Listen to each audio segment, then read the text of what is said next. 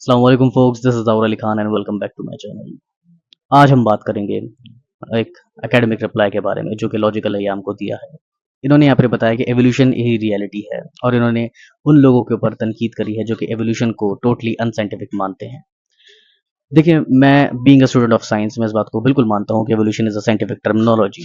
लेकिन आपको ये समझना पड़ेगा कि साइंटिफिक टर्मिनोलॉजी का मतलब हरगिज़ ये नहीं है कि एवोल्यूशन एक रियलिटी को डिपिक्ट करता है या फिर एवोल्यूशन रियलिटी को दिखाता है। क्योंकि साइंस एक ऐसी चीज़ है कि जिसके अंदर डिस्कवरीज होती हैं, उसके अंदर चीज़ें गलत साबित होती हैं, उसके अंदर चीज़ें रिफ्यूट करी जाती हैं, and that is scientific method.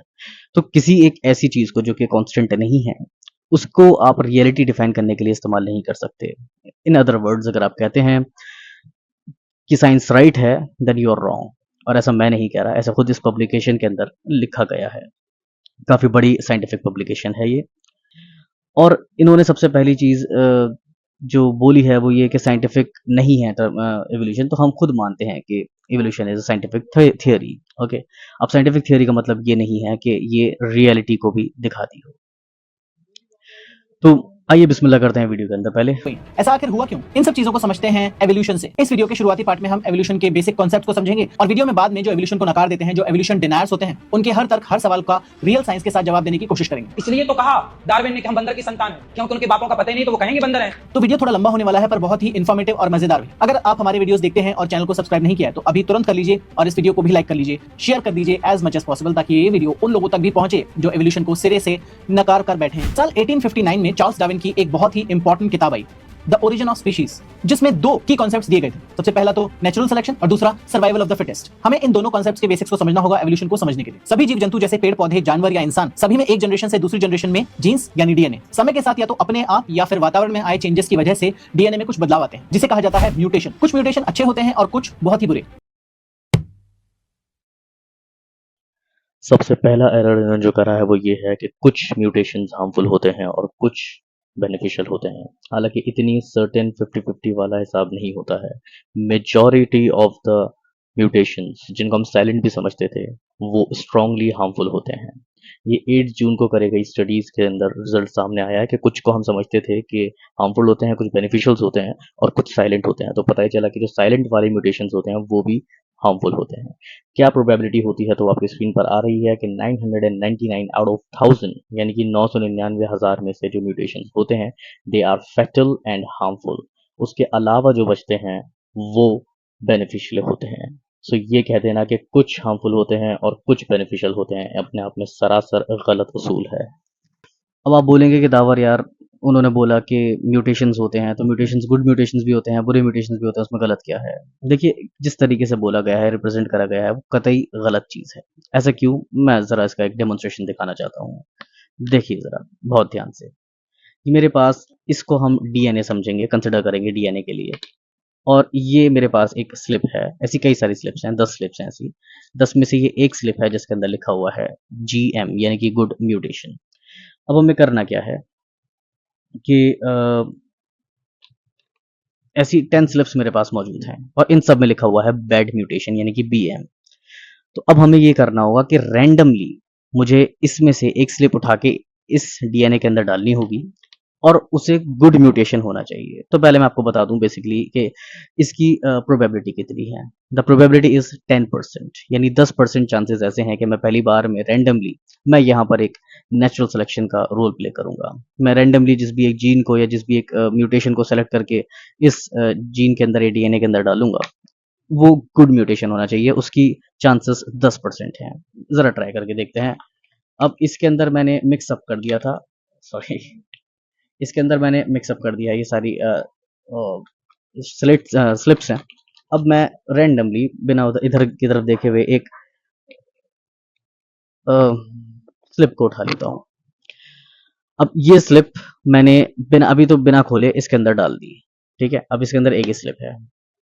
अब कितने चांसेस हैं कि ये जो स्लिप है ये गुड म्यूटेशन होना चाहिए, यानी इस डीएनए के अंदर जो हुआ है, इस डीएनए के अंदर जो चीज हुई है, आउट ऑफ दीज म्यूटेशंस, जो ये वाला म्यूटेशन हुआ है इसके अंदर, ये जो है वो गुड म्यूटेशन है। कितने चांसेस हैं इसके? तो चांसेस 10% चांसेस हैं। खोल के देखते हैं इसके अंदर, और ये रही स्लिप। इसको खोलते हैं एंड इट्स अ बीएम यानी कि बैड म्यूटेशन। चलें एक बार और ट्राई करके देख लेते हैं। इसको वापस से इधर ट्रांसफ़र कर देते हैं। इसको अब यहाँ पे टोटल 10 हो गई। अब इसको अच्छी तरीके से शेक कर देते हैं, ओके, ताकि हर चीज़ प्योरली रैंडम रहे। अब मैं इस वाली स्लिप को बिना खोले इसके अंदर यानी इस डीएनए के अंदर ट्रांसफ़र कर रहा हूँ। यानी ये एक तरीके से नेचुरल सिलेक्शन के बेसिस पर काम करा मैंने। अब इसको खोल के देखते हैं, क्या ये जो म्यूटेशन है जो मैंने रैंडमली सेलेक्ट करी है ये गुड म्यूटेशन है या फिर बैड म्यूटेशन, ज़रा देखते हैं। जो इस ऑर्गेनिज्म के डीएनए के अंदर बेसिकली डीएनए किसी न किसी ऑर्गेनिज्म को तो हो गई, इसके अंदर जो पहुंची वो गुड म्यूटेशन है या फिर बैड म्यूटेशन है, देखते हैं। BM यानी कि बैड म्यूटेशन। एक बार और करके देख लेते हैं।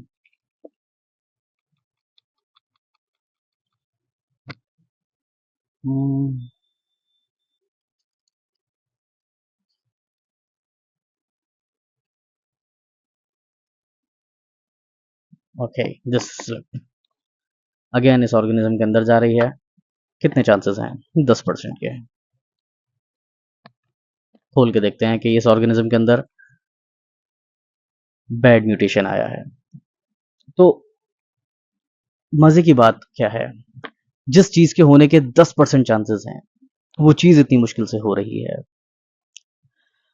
तो इससे कई कई गुना कम चांसेस म्यूटेशन के, गुड म्यूटेशन के होने के हैं। यहाँ पे मैंने 1000 नहीं रखे हैं, ये सिर्फ 10 है और इसमें से सिर्फ एक यानी 10 1/10 का जो है इसमें रेशियो आ रहा है, जिसको आपको 10% की आपको प्रोबेबिलिटी जो है वो मिल रही है।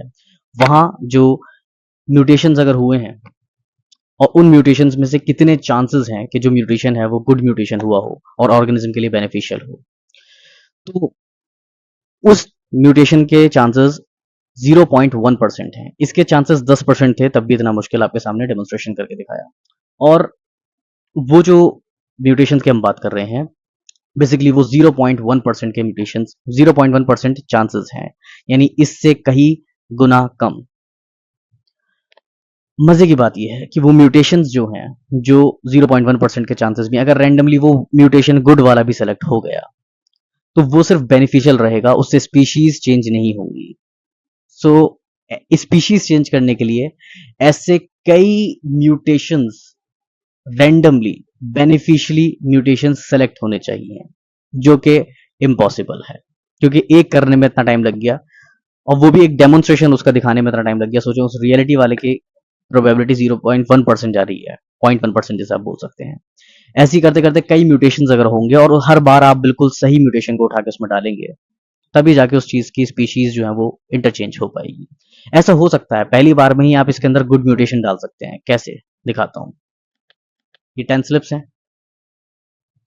स्लिप नंबर 1 नहीं, ये वाला नहीं डालेंगे। स्लिप नंबर 2 नहीं, ये वाला भी नहीं डालेंगे। स्लिप नंबर 3 ना, ये भी नहीं डालेंगे। स्लिप नंबर 4 ये रहा गुड म्यूटेशन। तो अब इस वाली म्यूटेशन को उठा के मैं इसके अंदर डाल रहा हूं। अब आपने देखा कि इसके अंदर मैंने पहले भी 1 स्लिप ही डाली थी और अभी भी 1 स्लिप डाली है। तो अब देखते हैं कि इसके अंदर कौन सा म्यूटेशन है। जाहिर सी बात है गुड म्यूटेशन जो मैंने डाला। तो पहली बार में इसके अंदर अब गुड म्यूटेशन आ गया। कैसे हो पाया ऐसा? जब मैं एक एक्सटर्नल बीइंग अपनी इंटेलिजेंस का इस्तेमाल करके इस चीज को परफॉर्म कर रहा हूं, तब जाके ये चीज पॉसिबल है, otherwise it is not possible. So ये था एक छोटा सा डेमोन्स्ट्रेशन दिखाने के लिए कि why scientist and science believe in intelligent design. 3 अलग-अलग रंगों को, रेड, ग्रीन और ब्लू को अलग-अलग देख पाना या उनके कॉम्बिनेशंस को देख पाना। या दूसरा एग्जांपल हो सकता है दूध में जो लैक्टोज होता है उसको पचाने की एबिलिटी। बैड म्यूटेशन का एग्जांपल है सिकल सेल एनीमिया, यानी इस बीमारी में जो हमारी आरबीसी होती है, रेड ब्लड सेल्स होती है, उनका शेप चेंज हो जाता है, जिसकी वजह से खून की कमी हो जाती है और व्यक्ति में बहुत सारी प्रॉब्लम्स हो जाती है। तो इसमें से जो भी गुड म्यूटेशंस होते हैं यानी अच्छे बदलाव होते हैं, वो समय के साथ एक जनरेशन से दूसरी जनरेशन में पास ऑन हो जाते हैं और बुरे बदलाव जो होते हैं वो जनरली 1 या 2 जनरेशन के बाद अपने आप खत्म हो जाते हैं। तो इसे ही कहा जाता है नेचुरल सिलेक्शन। वही स्पीशीज सर्वाइव कर पाती है जिनमें आसपास के वातावरण के अनुसार अपने आप को ढालने की, अनुकूल बनाने की क्षमता होती है। और इसे ही कहा जाता है सर्वाइवल ऑफ द फिटेस्ट, यानी जो भी जीव अपने आसपास के वातावरण के बदलावों को ढालकर, अनुकूल बनाकर सर्वाइव करना सीख जाएंगे, वही बच पाएंगे और बाकी जीव खत्म हो जाएंगे। इसका एक एग्जांपल है जिराफ की लंबी गर्दन, जिससे वो ऊंचे पेड़ों की पत्तियां खा सकते हैं और अपनी स्पीशीज को समय बचा सकते हैं जब नीचे के पेड़ों की पत्तियां खत्म हो गई। तो ये जिराफ को एक कंपेटिटिव एडवांटेज प्रदान करता है दूसरे जीवों के कंपैरिजन में, जो जिनकी गर्दन या तो लंबी नहीं है या दूसरा एरर, जिराफ की लंबी गर्दन नेचुरल सिलेक्शन का एग्जाम्पल इसलिए नहीं है कि उसके पास लंबी गर्दन है और वो दूसरे एनिमल से ज़्यादा अच्छा compete कर सकता है ऊंचे पेड़ के पत्ते खाने में।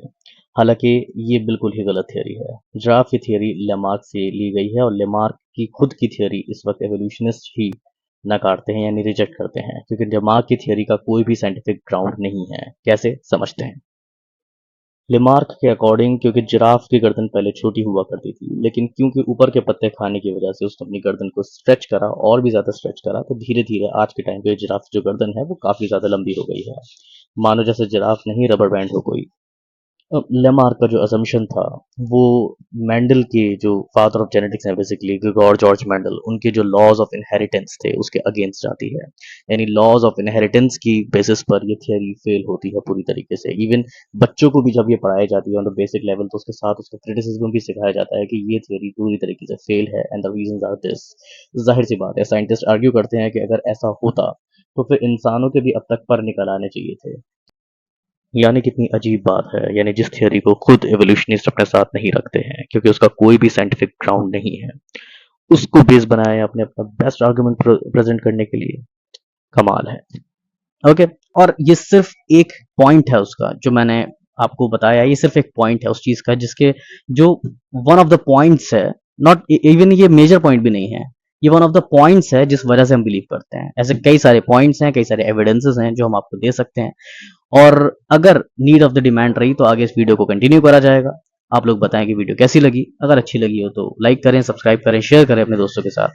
किसी टाइप का एग्रीमेंट और डिसएग्रीमेंट शो करना हो तो नीचे कमेंट सेक्शन खुला हुआ है। अगर कोई पर्सनल शिकायत करनी हो तो आप मुझे पर्सनली डीएम कर सकते हैं। मिलते हैं आपसे अगली वीडियो में, तब तक के लिए अपना ध्यान रखिएगा। अस्सलाम वालेकुम रहमतुल्लाहि व बरकातहू। खुदा हाफिज। और ये लीजिए एक bonus error which is the error of the spelling. यहाँ पर कॉन्सेप्ट की स्पेलिंग गलत है। इस वीडियो के अंदर लिटरेचर से लेके साइंस से लेके ऐसी कई गलतियां हैं जो मैं निकाल सकता हूँ, लेकिन वीडियो बेवजह में ज़्यादा लंबी हो जाएगी।